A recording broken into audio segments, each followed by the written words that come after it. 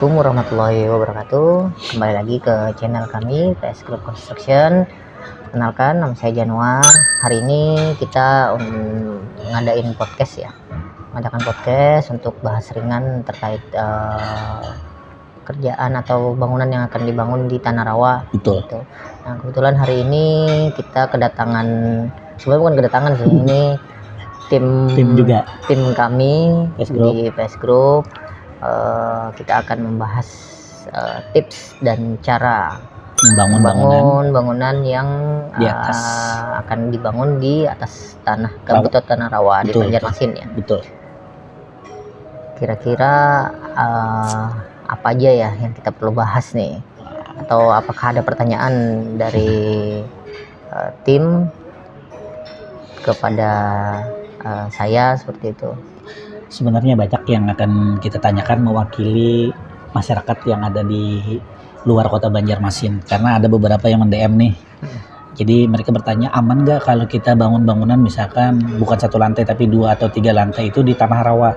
Nah, jadi sebagaimana kita orang di PS Group, kalau kita menjelaskan satu persatu kan panjang banget nih. Jadi kita bikinkan acara mini podcast ceritanya. Mini podcast agar apa yang ditanyakan teman-teman itu bisa terwakilkan, karena di sini ada beberapa pertanyaan yang udah dicatat nih. Oke teman-teman, oke kita masuk ke intro dulu ya.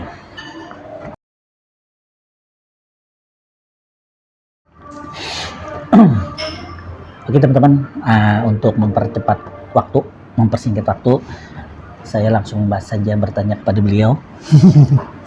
biar terkesan kayak gimana gitu. Oke, ini pertanyaan pertama nih. Aku manggilnya siapa nih? Pak, Mas, Om, Tante? Mas boleh. Bapak aja ya, biar enak ya. Iya, terserah. Terserah Bapak aja lah. Terserah Bapak aja lah. Oke nih.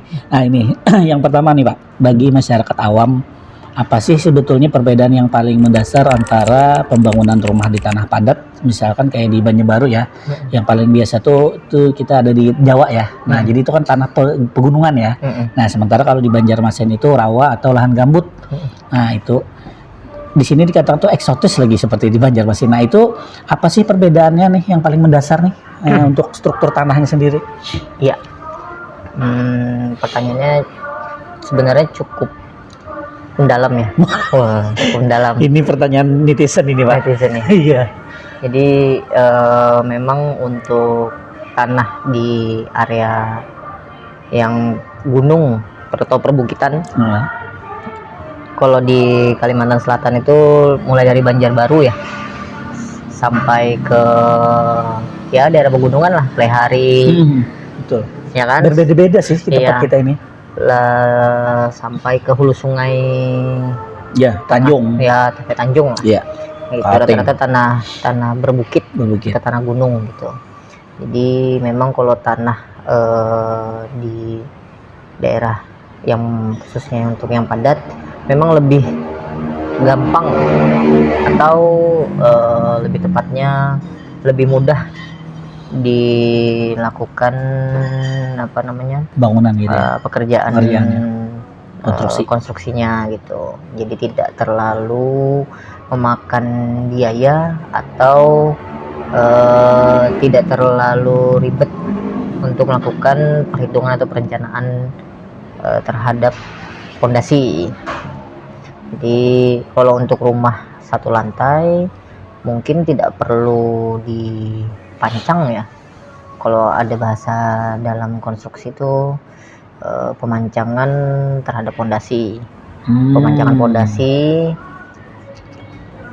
kalau untuk tanah berbukit atau di tanah pegunungan tidak terlalu diperlukan untuk rumah 1 lantai.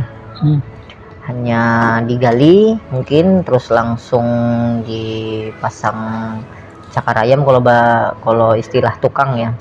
Kalau kita istilahnya purplat atau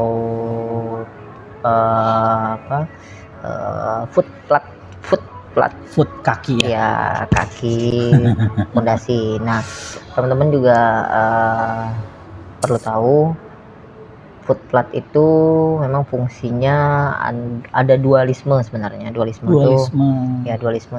itu bisa terhitung struktur, bisa juga terhitung fondasi karena pemasangannya tuh terletak di bawah area permukaan tanah. Oh, di dalam berarti dia, di bawah tanah ya? Di bawah tanah. Oke. Jadi kesimpulannya bagaimana nih Pak tentang perbedaan yang paling mendasar tadi antara kita membangun di tanah padat atau tanah gambut itu dari sisi pembangunan juga lebih lama lah kayaknya Pak? Kalau untuk di tanah gambut memang lebih lama. Lebih lama ya, lebih untuk lama waktunya ya? Untuk waktunya kayak gitu. Diperlukan pengukuran terhadap kontur tanah karena di gambut juga tanah yang terlihat permukaannya mungkin gambut ya, tapi di dalamnya itu bisa ada ketemu tanah atau pasir berbatunya gitu. Makanya diperlukan itu sondir. Sondir itu kita lakukan pengeboran ke dalam tanah gitu untuk mengetahui kira-kira tanah padat atau pasir padat atau pasir keras yang ada di dalam perut bumi itu jaraknya berapa meter. Oh, jadi bisa kita ukur dulu ya? Iya, kayak gitu. Apa namanya tadi Pak? Sondir. Sondir. Nah, selain untuk jangka waktunya, untuk biaya sendiri tuh agak beda juga kah? Oh, sangat jauh. sangat jauh. Jadi perhitungan untuk sondirnya itu sendiri diperlukan karena itu memakan biaya juga. Terus juga untuk biaya pemancangan. Kalau untuk yang 1 atau 2 lantai itu bisa menggunakan kayu galam ya. Ya, kayu galam. Di tempat kita banyak ya. Iya, tapi kayu galam kan juga macam-macam panjangnya. Oh iya betul. Panjangnya ada yang mungkin kalau untuk fondasi minimal itu 4 meter. 4 meter. Untuk 1 lantai. Kalau yang 2 lantai sampai 3 lantai itu kisaran 6 sampai 9 meter. Oke. Jadi selain waktunya yang lumayan beda, di harga costnya juga agak berbeda ya. Berbeda. Oke. Berikutnya nih Pak, ada lagi beberapa pertanyaan nih. Misalkan di sini biasa nih ada mitos nih Pak. Katanya gini, ada mitos itu atau kekhawatiran kalau bangun rumah 2 lantai di atas lahan rawa atau gambut pasti akan miring atau turun nih. Apakah ketakutan ini valid secara teknis atau memang itu kayak gimana nih Pak? Iya. Kembali lagi ya, metode pemasangan fondasi sebenarnya. Jadi kembali lagi ke perencanaan tadi, diperlukan memang ahli. Kita harus manggil tim ahli perencana atau konsultan perencana untuk menentukan menentukan bangunan yang akan kita bangun. Ya tadi 1, 2 atau 3 lantai gitu kan, dihitung beban strukturnya. Terus biasanya itu kami melakukan perhitungan safety factor. Safety factor itu untuk di Banjarmasin khususnya minimal itu 2,5 safety factor. Safety factor itu diperuntukkan untuk gaya terhadap gerakan tanah. Dan ada juga yang gaya beban vertikalnya, horizontal terhadap struktur dan angin. Nah, angin itu biasanya dihitung setengah. Gitu. Oke, jadi menurut Pak Januar sendiri itu mitos atau memang fakta di lapangan nih? Fakta di lapangan. Fakta itu kan gini. Fakta itu karena memang kesalahan pada saat pembangunan. Tidak, yang tadi saya bilang, jadi harus benar-benar melakukan perhitungan dan tidak bisa tebak-menebak, tidak bisa berdasarkan pengalaman saya. Itu sangat berbahaya sekali. Berbahaya banget ya. Iya, berbahaya sekali. Gak bisa kita hanya menggunakan nalar tanpa ada hitung-hitungan pastinya. Oke. Nah teman-teman, sampai di sini aja udah seru banget kan? Pertanyaan ini langsung menusuk ke jantung mereka sebagai konstruksi pelaku pembangunan. Nah, yang berikutnya nih Pak, sebelum mulai menggali nih, misalkan sambil minum boleh, silakan.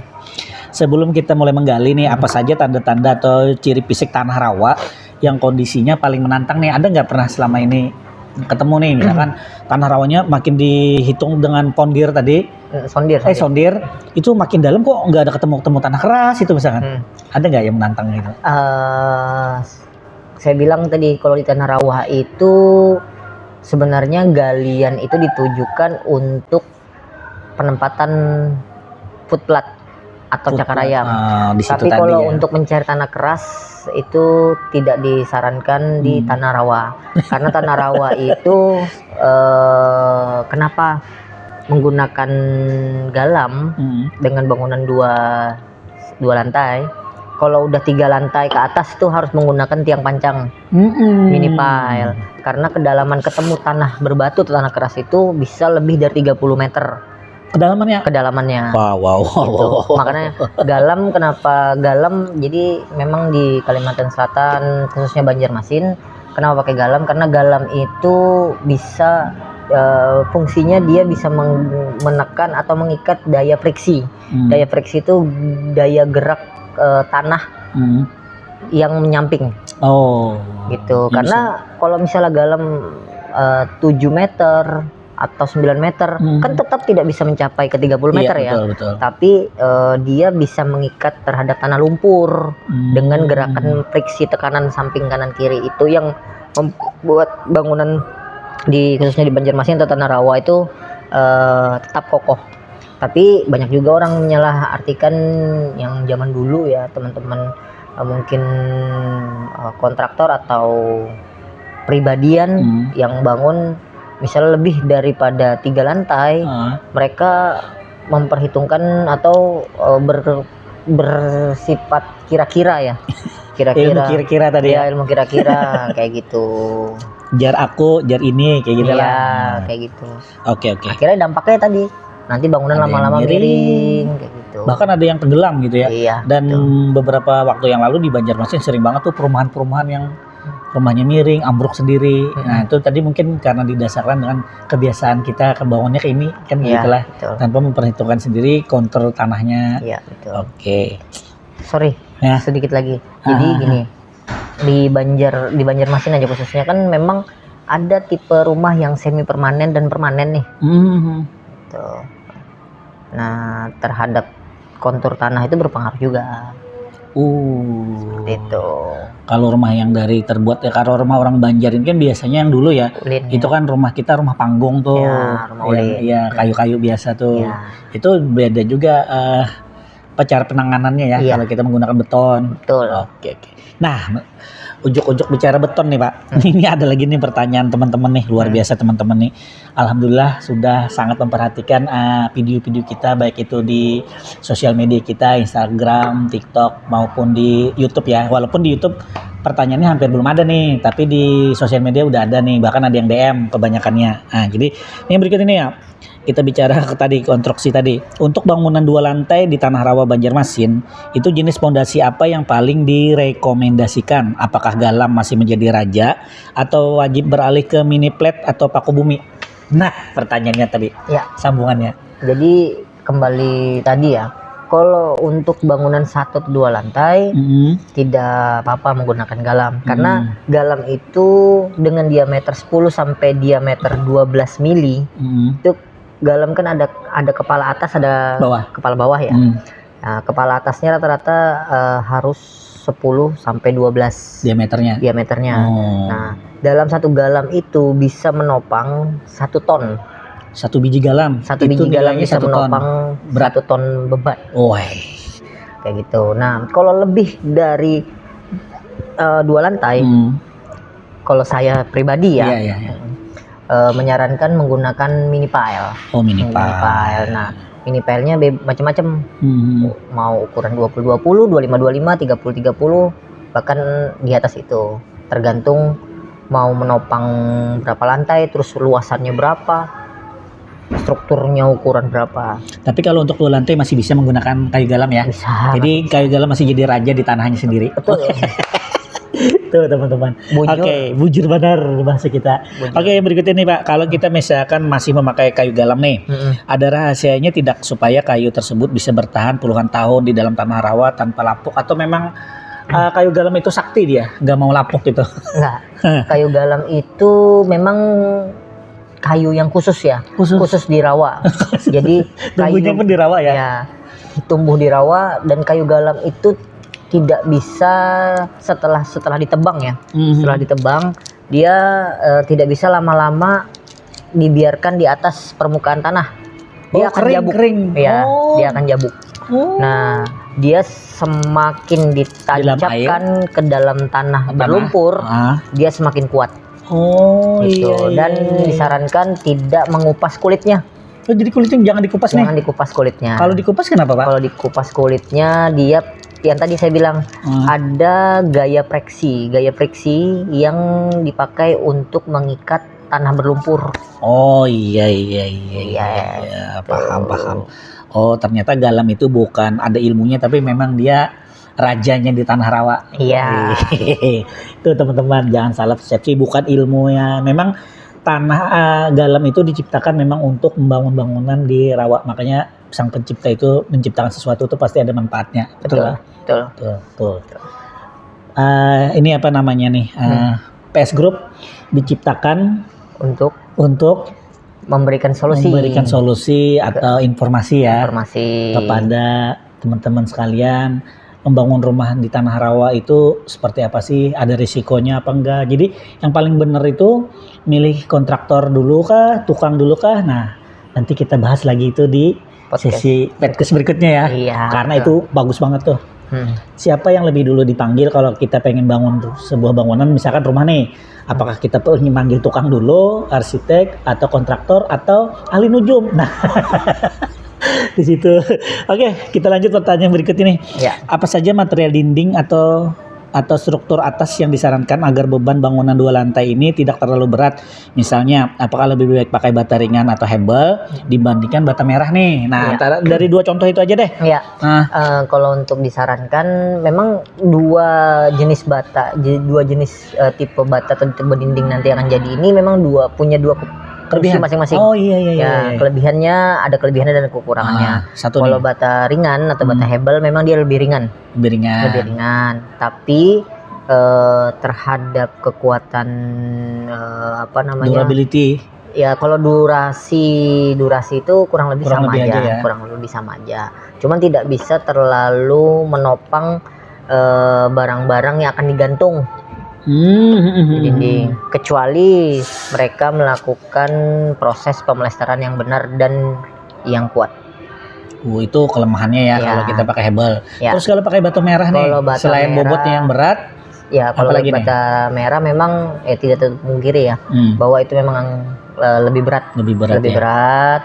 Terus jumlahnya juga secara kan bata ringan dengan bata ringan atau bata hebel dengan bata merah itu ukuran besarnya itu kan beda tuh.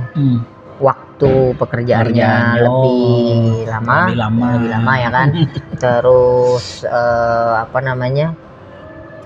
pekerjaan untuk semennya juga lebih banyak, gitu kan, lebih banyak. Tapi secara kekuatan gitu kan, bata merah memang jauh lebih kokoh, lebih kuat. Lebih kuat ya. Cuman tadi ada nilai plusnya ya masing-masing. Jadi boleh juga nih nanti bangun satu lantainya satu pakai hebel, satu lantainya pakai bata merah, boleh nggak gitu? Boleh. Untuk mengurangi beban tapi dia kuat. Boleh ya? Boleh. Oh teman-teman, luar biasa banget nih. Nah untuk ini deh, kita bicara tadi udah mulai dari struktur tanah, terus kita bicara lagi bahan, pondasi. Nah berikut nih kita bicara sedikit spill lah, anggaran nih. Jadi gini, di sini pertanyaannya ada 2 aja. Secara estimasi kasar, berapa persen perbedaan biaya atau budget konstruksi bawah atau pondasi di tanah rawa dibandingkan dengan tanah keras atau padat? Perbandingannya aja Pak. Persentasi nilai ya. Iya. Kalau perbandingannya 1 banding 1 ya. Kalau misalnya 1 di tanah padat, di tanah rawa itu 2,5%.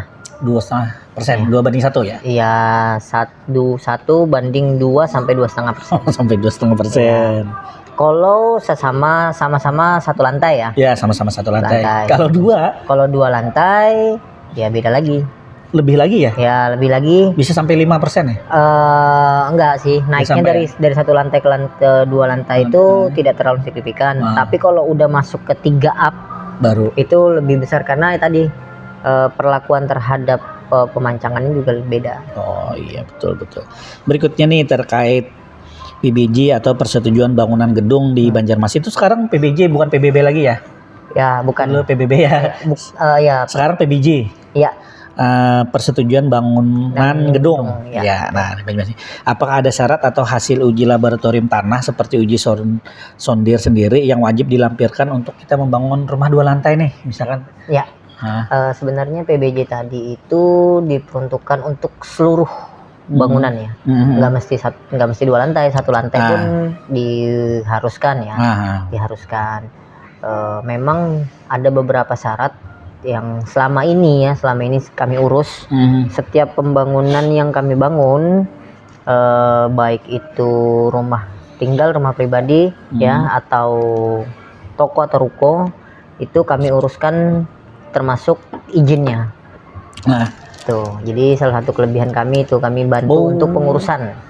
Jadi terima kunci beres, nggak ada ngurus-ngurus lagi? Enggak ada ngurus, luar biasa. Ya, cuman ya bantu ya tanda tangan lah untuk formnya, karena kan memang di perizinan kan tetap harus mengisi formulir ya. Kayak gitu. Nah, terus untuk izin tersebut memang harus tuh dilakukan, memang dari pemerintah tuh punya syarat yang dimana izin itu atau form itu nanti melampirkan data-data termasuk perhitungan struktur, gambar kerja. Nah itu kan gambar kerja kalau misalnya tidak ada kita atau kontraktor, tidak ada arsitek, itu kan nggak mungkin bisa ada gambar, kayak gitu kan. Nah itu yang diperlukan sekarang nih untuk izin itu. Kalau untuk ini sendiri Pak, maaf Pak, kita potong. Kalau untuk uji sondir, bukan untuk uji misalkan ini tadi laboratorium, ada nggak untuk tanahnya sendiri misalnya khusus nih?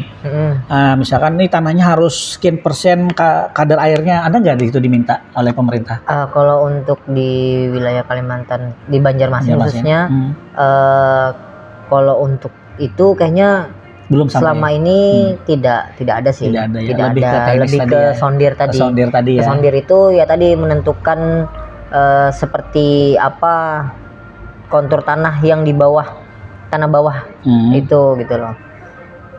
Karena kan di Kalimantan, di Banjarmasin juga, walaupun satu daerah Banjarmasin nih, beda-beda dia. Enggak sama. Ada yang cuman 30 meter, sudah ada yang 25 meter udah ketemu pasir berbatu yang di lapisan bawahnya ya. Ada yang sampai 60 meter. Ada juga. Ada. Berarti selain itu merupakan tantangan ya buat seperti Bapak Januar selaku pekerja konstruksi, bukan pekerja sih ya. Bekerja di bidang konstruksi seperti itu. Maaf teman-teman. Kalau pekerja itu berarti dia nguli. Iya. Ya nggak apa-apa lah. Oke, ini terkait apa terakhir nih Pak, untuk closing statement sendiri itu tip atau tips lah istilahnya kan dari warga Banjarmasin yang sudah berencana membangun rumah impian 2 lantai di atas lahan rawa nih Pak. Tipsnya apa nih dari pihak Bapak sendiri nih? Iya. Jadi gini teman-teman ya. Kalau untuk tips dari saya, pertama panggil atau undang teman-teman atau kontraktor yang memang berpengalaman. Iya. Satu, yang mempunyai ahli bangunan, ahli bangunan ya, maksudnya tenaga ahli yang memang memperhitungkan terhadap struktur bangunan, arsitektur bangunan, dan fondasi bangunan. Minimal tuh yang sudah berpengalaman ya bahasanya Pak ya. Oke. Seperti itu. Nanti kita oprek-oprek tuh ya Pak ya. Bagaimana cara memilih kontraktor yang benar di sesi berikutnya ya. Oke. Nah ini satu lagi Pak, ini bukan pertanyaan dari netizen tapi pertanyaan dari ulun sendiri nih. Nah, ini kan kadang-kadang di Jalan Pramuka, terus di kayak daerah Sungai Andai, udah kan ada di Ayani, di Gatot pun ada pernah kejadian teman ulun sendiri, itu ada kayak bangunan 2 lantai baik rumah maupun ruko tuh yang miring, bahkan ada yang sampai roboh. Nah itu tuh biasanya itu karena apa itu Pak? Karena pemancangan atau melakukan pembangunan pada saat di awal tidak memanggil kontraktor yang berpengalaman. Lagi-lagi di Tadi. situ ya. Kembali ke situ lagi gitu. Tuh teman-teman luar biasa. Terus. Nah, ya tadi saya bilang apabila hanya sekedar mengira-ngira dan menurut saya Ya. kata iya. orang dulu sepengalaman saya itu tidak bisa dijadikan dengan bisa dijadikan patokan ya. patokan. Tapi lebih bagus dan lebih aman lagi kita menghindari kejadian nanti beberapa tahun bangunan yang kita bangun miring atau rubuh. Itu kan rugi banget tuh. Apalagi sampai terjadi korban nyawa misalkan kan ketimpa. Oke, jadi lebih baik kita memang minta ke ahlinya ya. Ya, harus contohnya ke ahlinya. di PS Group Pak ya. Ya. Nah, PS Group punya nomor kontak nggak Pak yang buat dihubungi nih? Nanti buat teman-teman. Kami cantumkan nomor telepon di video ini, gitu kan, atau bisa langsung juga hubungi di 0857 5275 4860 itu kontak admin PS Group, atau mungkin bisa komen DM di media sosial kami. PS Group Construction Instagram, TikTok. Di Instagram dan TikTok. Ya, sementara dua itu dulu ya. Nanti kami cantumkan juga di video ini. Nah, untuk hotline-nya sendiri itu pas respon gak nih? Wow. Tanya dulu ya kan. Sangat kami kalau dibilang 24 jam pasti 24 jam, tapi kan masa nggak tidur kan gitu. Kalau seandainya udah tidur atau admin kami sudah istirahat, besoknya baru insya Allah pasti secepatnya langsung direspon. Betul ya. Ya nggak bisa juga kita ngomong 24 jam langsung balas ya, nggak mungkin lah. Nggak mungkin. Minimal tuh ya sampai jam 10 malam, terus jam 5 habis sholat subuh bangun. Nah mungkin bisa buka-buka panggilan atau pesan lagi ya. Betul sekali. Itu teman-teman luar biasa Pak Januar memang berpengalaman di bidangnya. Bagaimana cara membangun bangunan di tanah berawa, tanah gambut, lahan basah atau apapun itu. Jadi untuk teman-teman nih yang masih ragu memakai jasa kita, jangan ragu lagi nih, karena beliau sudah menjelaskan hampir semua yang tajam banget, menusuk jantung langsung. Itu saya tanyakan mewakili teman-teman semua nih. Nah, kalian bisa hubungin aja kontak person tadi ya, yang kata beliau tuh pas respon. Tapi kalau jam istirahat tidur, mungkin kita tidur dulu ya. Nah, seperti itu teman-teman. Jangan lupa untuk like, share, komen, dan subscribe PS Group Building and Construction di bawah. Subscribe ya. Habis subscribe buhan pian atau teman-teman di share ya kan, di share ke teman-teman yang pengen bangun rumah. Nih ada nih kontraktor yang di Banjarmasin nih yang kerjanya oke banget. Udah ada beberapa video juga yang kita kasih lihat ya, pekerjaan PS Group. Nah, jadi jangan ragu lagi untuk hubungin kontak di sini. Atau ada yang mau nanya silakan komen. Tanya silahkan komen di kolom komentar lah. Banyak-banyak pertanyaannya nggak apa-apa, insya Allah akan dijawab admin. Tapi nggak bisa langsung ya, mungkin baca satu persatu dulu biar enak. Nanti untuk podcast berikutnya nih kita bicara tentang apa nih tadi nih Pak? Jadi untuk podcast berikutnya kita akan membahas soal apa yang harus dihubungi dulu pada saat siapa yang harus dihubungi dulu untuk melakukan pembangunan rumah atau toko atau kerja konstruksi apapun. Iya. Masjid, musola, kalau sampai mau bikin masjid di kampung, kafe seperti ini, kita juga bisa bangun kampus. Kita bangun sudah ada di Banjarmasin. Nanti kita jalan-jalan ya ke kampus Pak ya. Betul. Nah, jadi teman-teman bisa lihat nih kampus yang udah kita bangun, kampus apa dan siapa yang punya, pasti kalian kaget. Orang nomor 2 di Kalimantan Selatan. Itu dia. Oke teman-teman, terima kasih. Wabillahi taufiq wal hidayah. Wassalamualaikum warahmatullahi wabarakatuh. Apa nih? Salam konstruksi. Salam konstruksi. Tetap semangat. Tetap semangat. Ciao.